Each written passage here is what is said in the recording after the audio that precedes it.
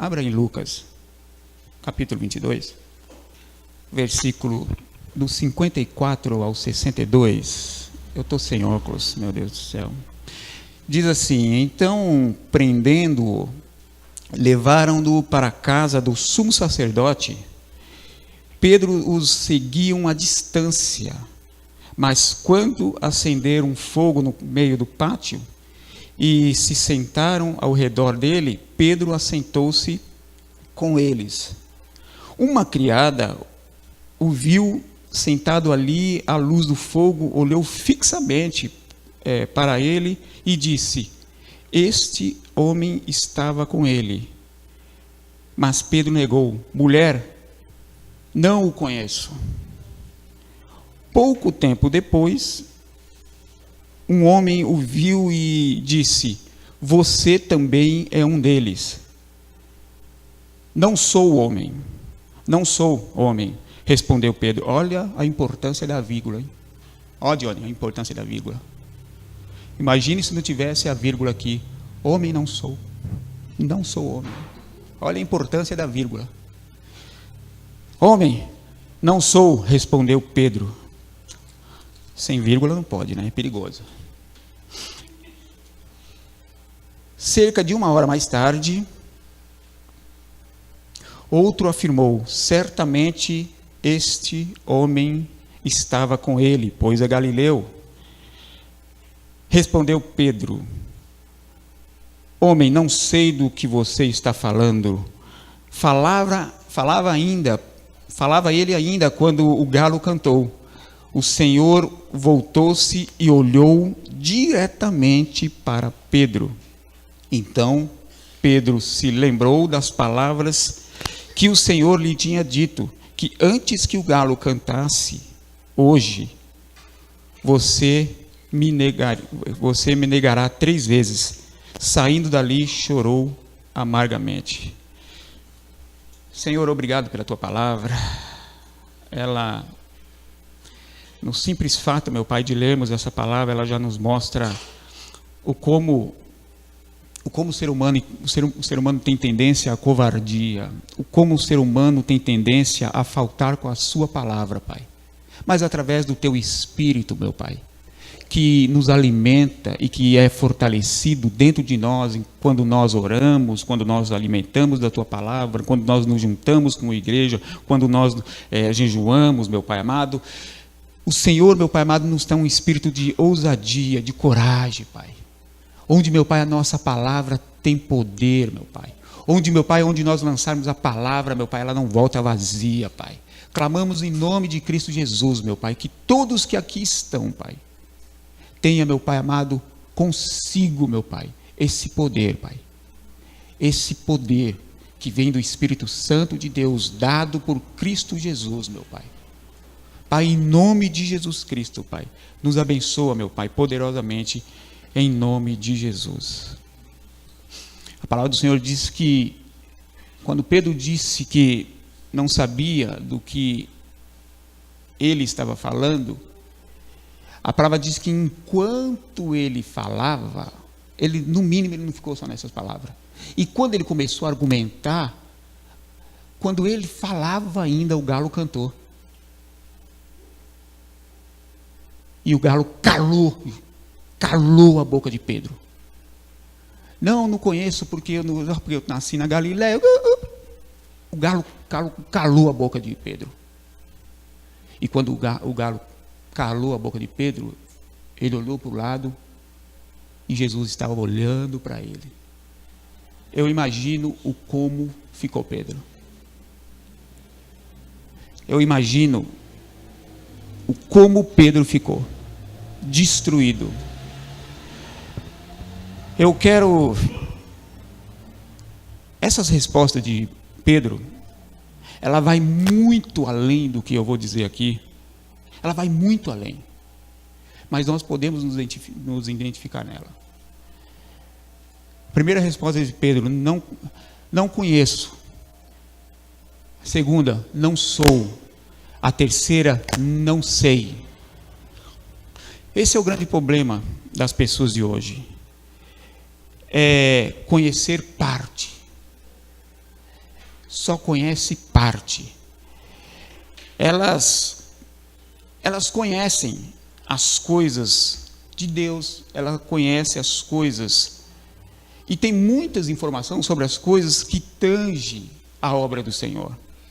Elas sabem do jejum, elas conhecem os louvores, conhecem a Bíblia, conhecem muito da Bíblia,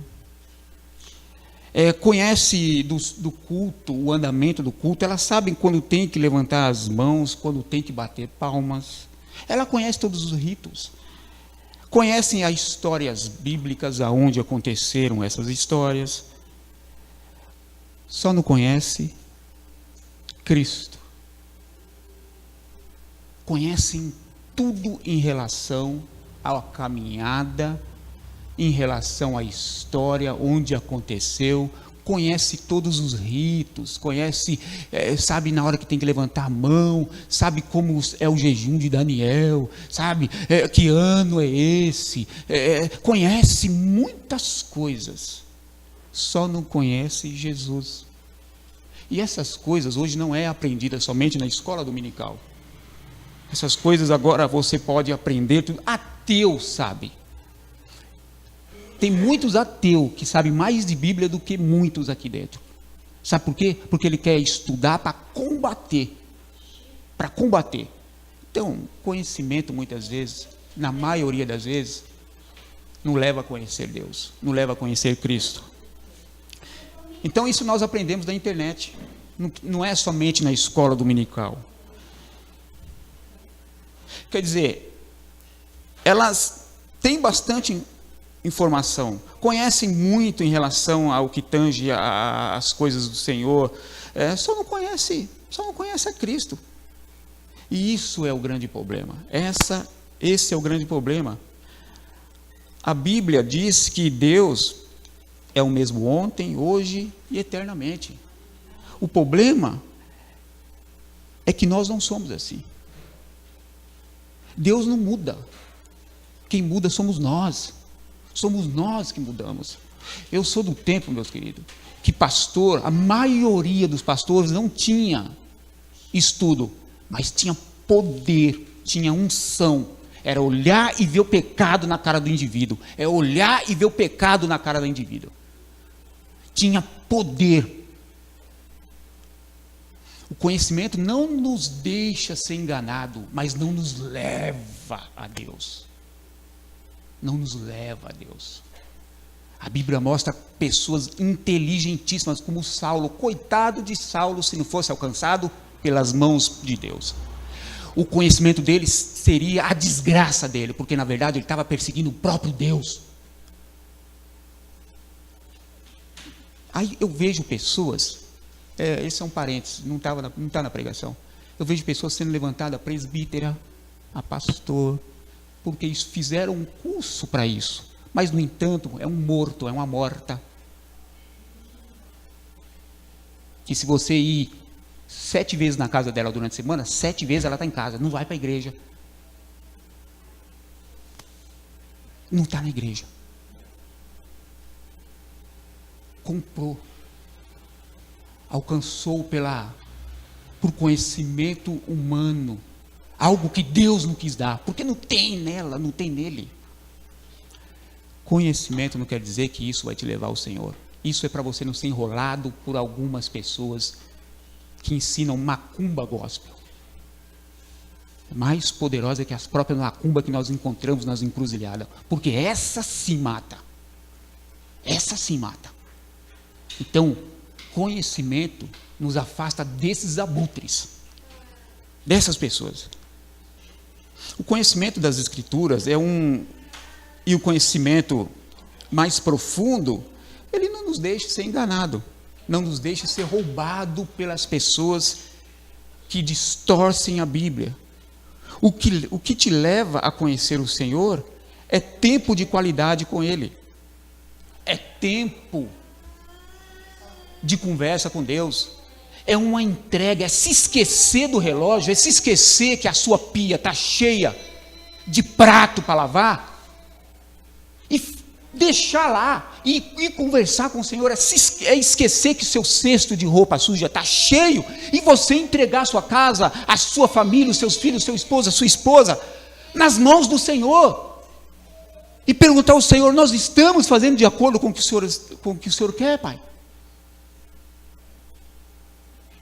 E não é vomitar para o Senhor o que as suas dúvidas, o que você quer, é calar depois a sua boca e ficar quieto e deixar com que Deus fale com você.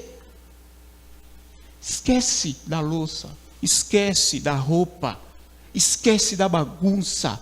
O que você não pode deixar é que sua alma fique bagunçada, é que sua vida espiritual fique bagunçada. O que te faz conhecer a Deus, a Cristo, seu irmão mais velho, o seu Salvador, o nosso Redentor, é tempo com Ele, tempo de qualidade com Ele. O que te faz deixar de ser covarde é tempo com um homem corajoso, aquele que venceu tudo no mundo, por nós. Por nós. Porque eu olho para trás, eu olho para minha mãe, uma analfabeta, tinha um relacionamento nota 10 com o pai. Ela não tinha estudo, mas sabia como encontrar Cristo. Era muita fé. Fé forjada em relacionamento. A fé forjada em relacionamento nunca faz com que você caia. Fé forjada em relacionamento, em andar com Ele, em buscar constantemente a sua presença. Fé é e não uma fé forjada em conhecimento, em andar segundo a lei, segundo os ritos.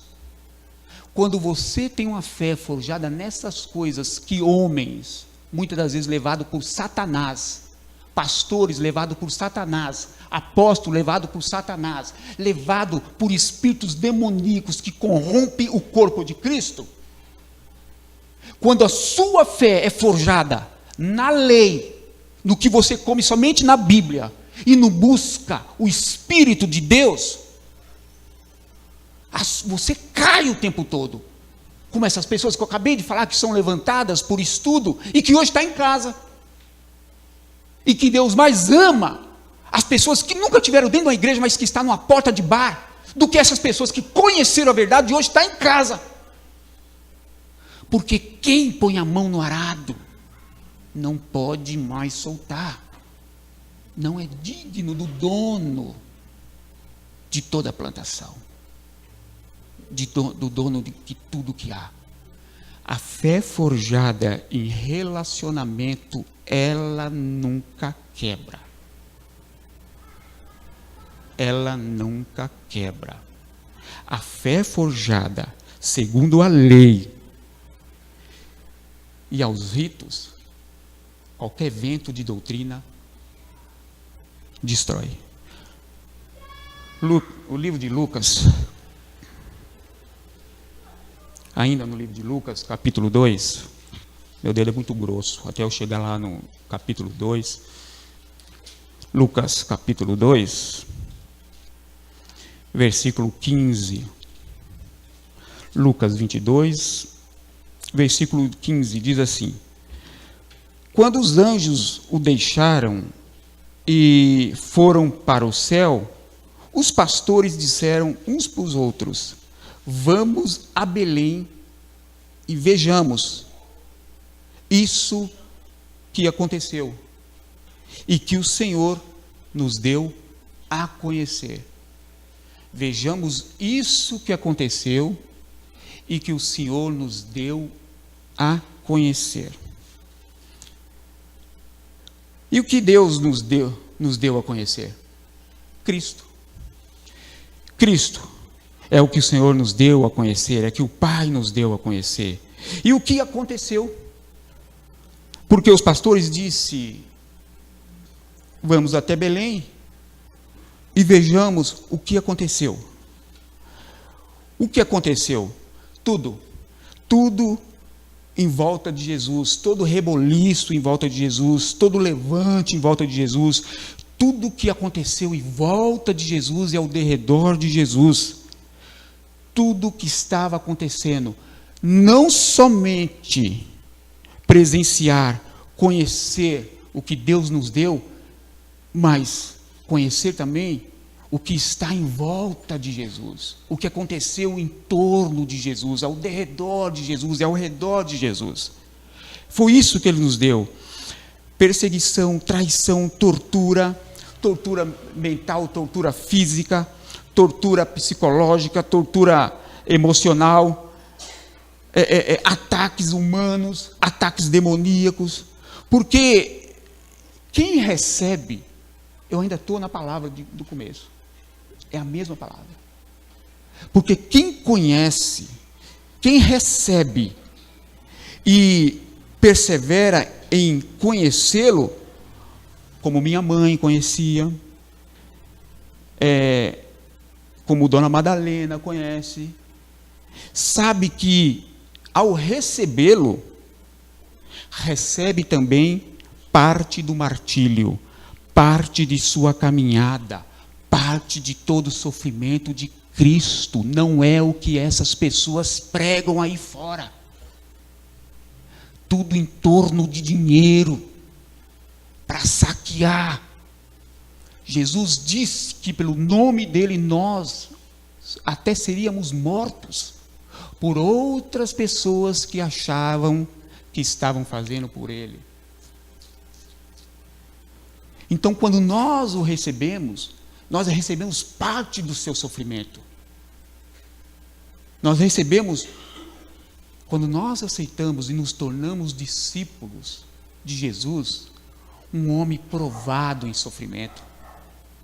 E quando para o judeu, ser discípulo de um mestre, não é somente aprender o que ele estava passando, mas é ser como ele era, é andar como ele andava, é gesticular como ele gesticulava.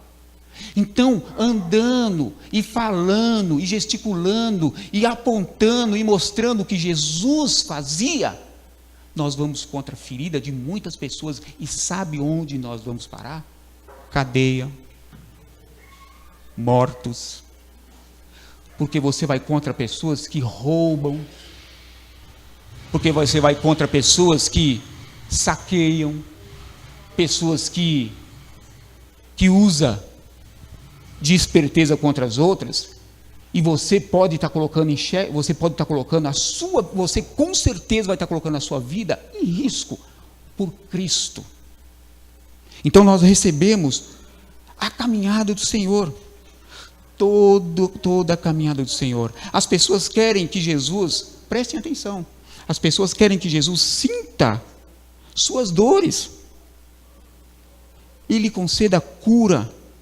Elas querem o tempo todo que Jesus conheça suas necessidades, suas necessidades, aquilo que ela está necessitando naquele tempo, que abre uma porta de emprego, para depois reclamar do salário. As pessoas estão o tempo todo querendo que Jesus as conheçam, sintam os seus desejos, as suas necessidades.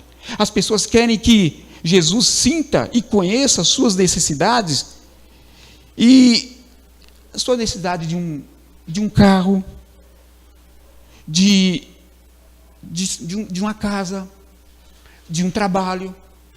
Todos nós temos necessidade. E todos nós, se o Senhor me dá um emprego, eu vou ser bonzinho, vou dar meu dízimo.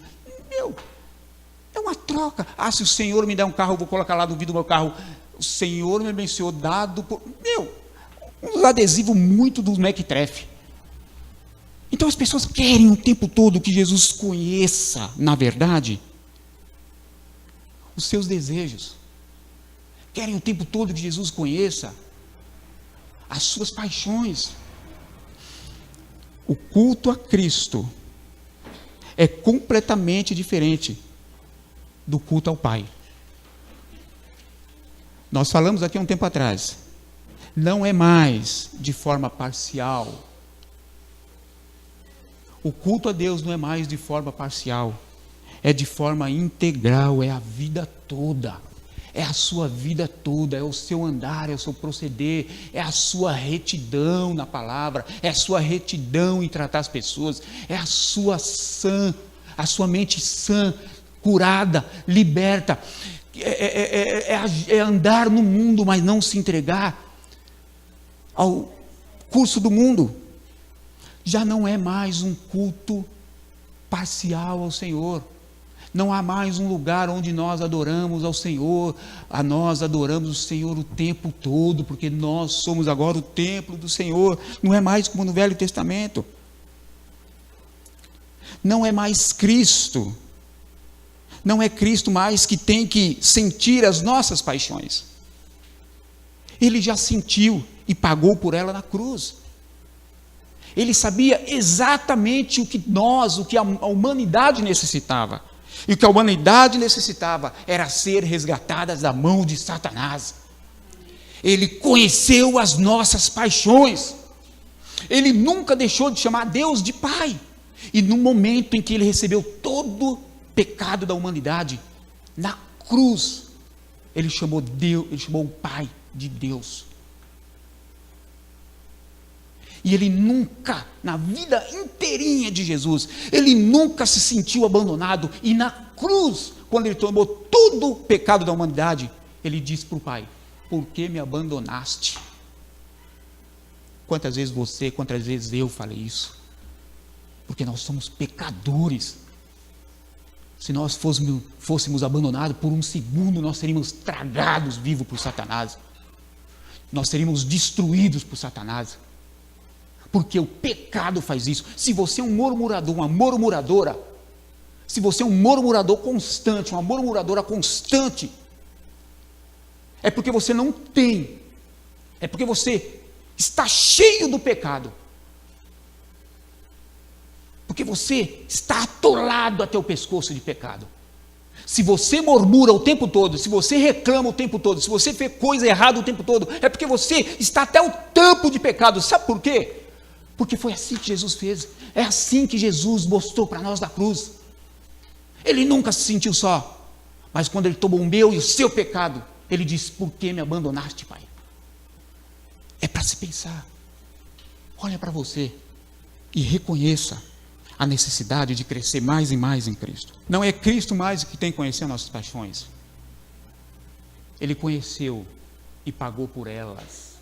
Não é Cristo mais que tem que te servir, porque ele veio e te serviu até a morte de cruz. Má notícia para vocês: é vocês que têm que servir a Cristo agora. Ele é o Senhor, ele é o Kyrios. Cristo é o Kyrios, Senhor, acima de todos os nomes, de toda autoridade na terra, no inferno, em qualquer lugar. Você é servo, você não tem direito de murmurar. O que ele te dá é além do que além do que eu mereço. Não é ele mais que tem que conhecer as nossas paixões. Agora somos nós que temos que sentir, não as suas paixões, não a paixão de Cristo, mas conhecer o que queima no coração de Cristo. E o coração de Cristo queima por almas, queima pela viúva. É o Judas, queima pela viúva, pelo órfão, né? Pela prostituta, queima pelos rejeitados, queima pela salvação, queima para que as pessoas aceitem a sua salvação. Não é Cristo mais que tem que conhecer as suas paixões. Não é ele mais que tem que conhecer a sua necessidade de um carro. Não é ele mais que tem que conhecer a necessidade de um trabalho. Querido, é você, querida, é você agora que é o servo, é a serva. Má notícia para você, má notícia para mim. Nós servimos e temos que conhecer o que queima, a paixão de Cristo, me entenda. E a paixão de Cristo, o que queima no coração de Cristo, é salvar, é levar a salvação a todos, é que todos aceitem essa salvação. Então não é Cristo mais. Então não é Cristo que tem que olhar para mim, olhar para nós e saciar os nossos desejos. Ele já deu tudo o que nós necessitávamos, tudo o que nós precisávamos. Ele não precisa mais conhecer os nossos desejos. Ele conheceu e nos deu tudo. Você tem um trabalho? Você tem uma família? Você tem salvação? Você vê pessoas morrerem à sua volta, na sua rua, na sua vila, no seu bairro, e você está aí? Ele já nos deu tudo. Quem tem que provar que conhece quem somos nós. Ele já provou que nos conhecia lá atrás e nos deu o que nós precisávamos. Nós, como cristãos, a nossa corrida é conhecer a Cristo. E quando você conhece a Cristo, não tem dor de barriga, não tem dor de cabeça, não tem raivinha do irmão, não tem raivinha da irmã, mas você permanece no corpo de Cristo. Quem tem que provar que conhece quem somos nós. Somos nós que temos que correr e conhecer a paixão, o que queima no coração de Cristo. Você tem que provar que conhece Cristo, estendendo Ele na terra, principalmente em seu sofrimento. E isso foi proposto por Cristo. E eu não estou falando de um sofrimento, eu estou falando do sofrimento certo, um sofrimento que Jesus nos propôs. Porque Ele falou que nós passaríamos por muitas coisas na terra pelo nome dEle. O sofrimento que eu estou dizendo é um sofrimento certo, o sofrimento proposto por Jesus, queridos. Não é o de subir escadas de joelhos, o de autoflagelar, ou de carregar uma cruz de madeira, como nós vemos na TV no fim de ano. Isso é coisa para tolo. É um sofrimento vão. Não é esse tipo de sofrimento, é o sofrimento diário. Esse eu quero ver quem carrega. Pegar uma cruz, colocar no lombo e algumas horas eu estou lá e eu fico o resto do ano e eu posso pecar, eu posso fazer o que eu quero. Isso é muito fácil, isso é para tolo, isso é para preguiçoso. Isso é para gente preguiçosa. Subir escada é para gente preguiçosa. É algumas horinhas, é alguns minutos, sei lá. Eu quero ver isso constantemente, diariamente. Em Mateus 16, versículo 24 e 25, está assim: então Jesus disse aos seus discípulos: se alguém quiser acompanhar-me, negue a si mesmo, tome a sua cruz e siga-me, pois quem quiser salvar a sua vida, a perderá, mas quem perder a sua vida, por minha causa, a encontrará. A vida só tem sentido a busca diária do que queima no coração do Senhor, e o que queima no coração do Senhor, busca por almas, salvação, levar salvação diária às pessoas, e se manter salvo. Não adianta você querer salvar o mundo e perder a sua própria alma, perder a sua própria alegria, a sua própria esperança. Outra resposta de Pedro: não sou. O homem, ele praticamente afirmou: você também é um deles. Pedro respondeu: não sou. Em Mateus capítulo 10, 34, está assim: não pense que vim trazer paz à terra. Não vim trazer paz, mas espada. Poxa, mas Jesus é conhecido na Bíblia como o príncipe da paz. Então por que ele não veio trazer paz ao mundo? Querido, porque o mundo jaz do maligno, porque o mundo anda segundo na sua própria engrenagem, o mundo anda segundo aos desejos dos homens, a ganância. E quando diz que ele veio na terra não para trazer paz, é porque a grande maioria dos seres humanos estão corrompidos. Então, como você vir chega trazendo justiça, querer igualar tudo, que todos tenham a mesma condição de vida, que todos possam alcançar a mesma condição de atendimento em hospital, de saúde, de saneamento básico. Como alguém que luta por essas coisas pode trazer paz para o mundo? Não traz, porque o mundo está corrompido, o mundo está perdido, porque o mundo está completamente entregue aos desejos da carne. Uma pessoa roubar do jeito que os nossos governantes roubou, onde especialistas dizem, o que eles roubaram é absurdo, porque vai vir 4, 5 gerações e essas pessoas não vão precisar trabalhar, tamanho roubo desses caras. Então, como alguém que vem ao mundo fazer com que o mundo se iguale, que todos possam se alimentar de forma decente, possam ter saúde de forma decente, como essas pessoas podem trazer paz?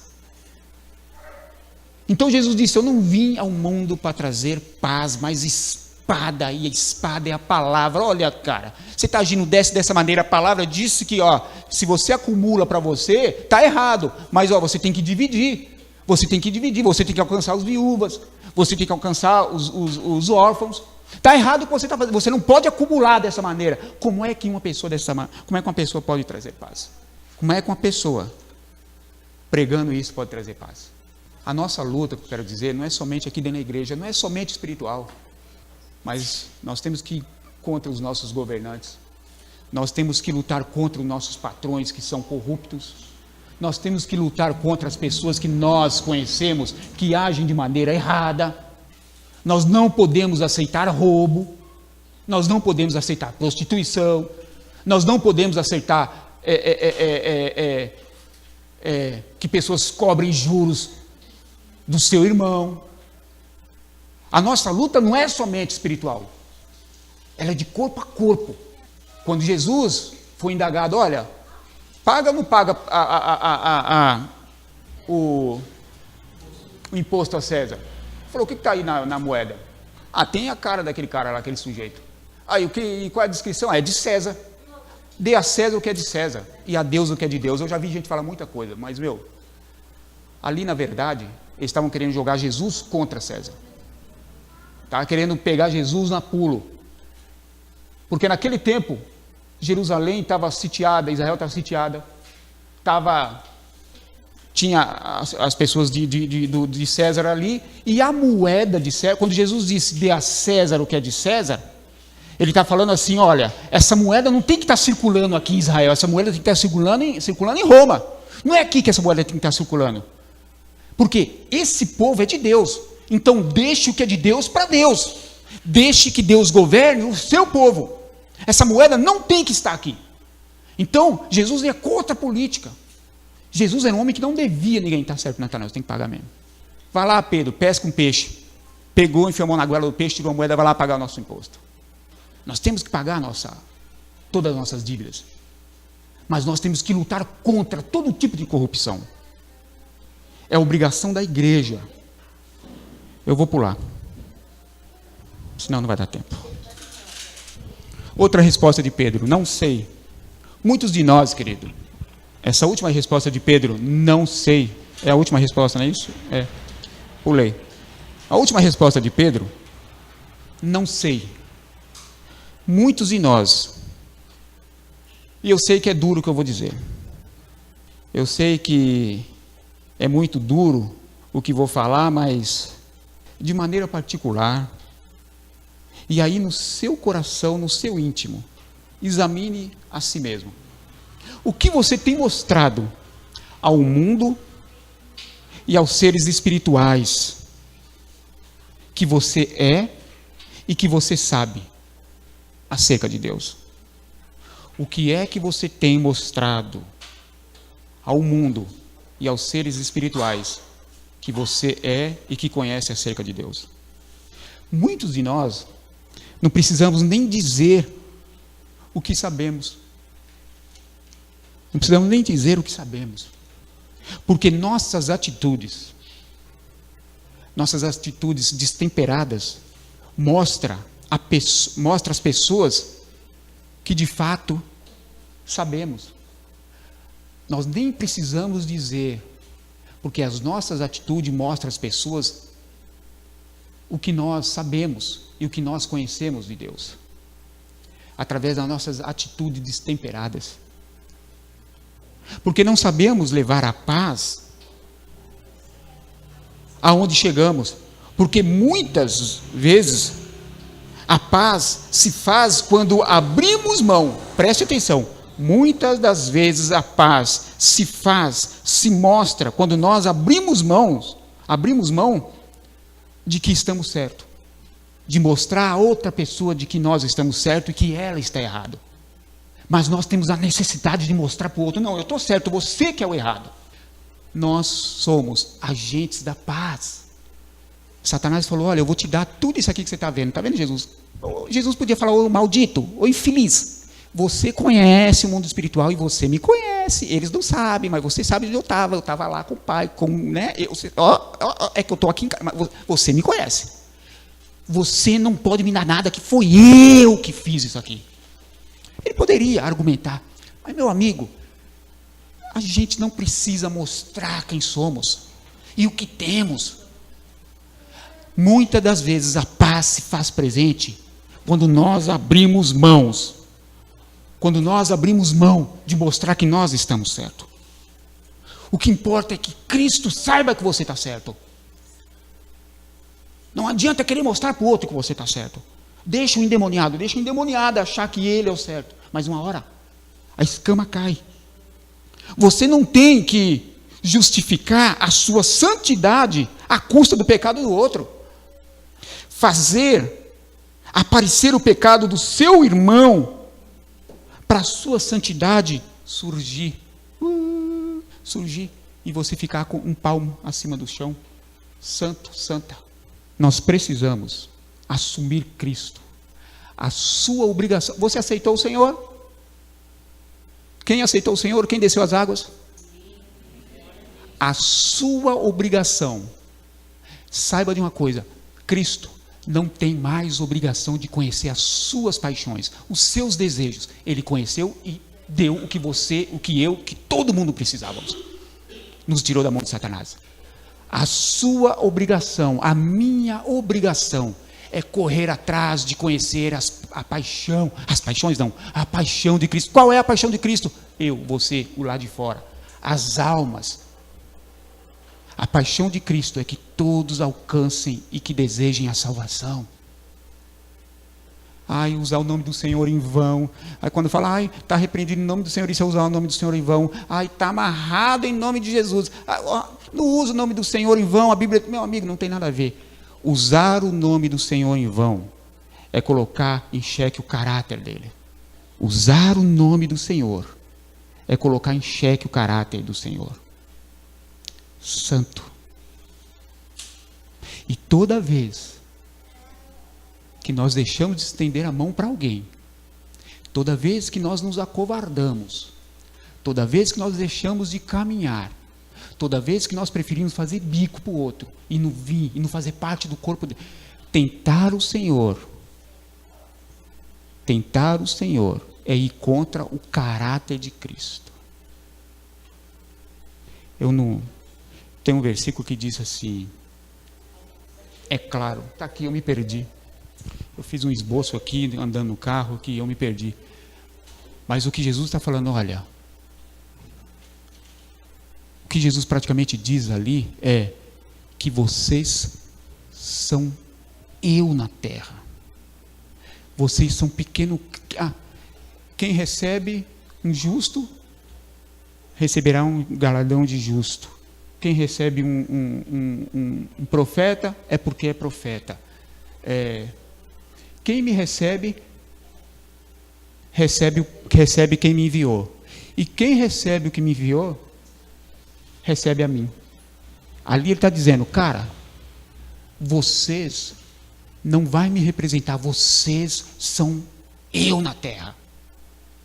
Vocês são a minha extensão. Cristão significa pequeno Cristo, réplica de Cristo. Você precisa ser uma réplica de Cristo na terra. Em tempos de vaca gorda, em tempos de vaca magra.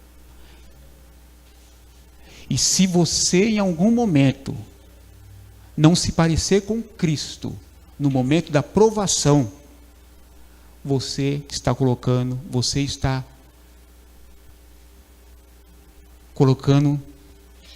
chamando o nome do Senhor em vão. Porque colocar o nome do Senhor em vão é ir contra o caráter do Senhor. É ir contra o caráter do Senhor. Eu fui Moisés ou deu para entender? Arão fez a parte dele aqui. Deu para entender? Então, queridos, orou uma vez, orou duas, orou três. O Senhor não respondeu? Desanima não. Fica desanimadinho não. André que fala assim, às vezes dá uma raiva. Fica desanimadinho não. Fica desanimadinha não. Porque se você não assume Cristo, se você é um justo, recebe o galardão de justo. Se você é um profeta, você vai receber um galardão de profeta. E não dá para ser justo sem... Antes de ser justo, tem que ser profeta. E apontar o dedo na cara do indivíduo e falar, ó, você está errando aqui. Para você chegar na justiça, para a justiça se fazer, você precisa ser profeta.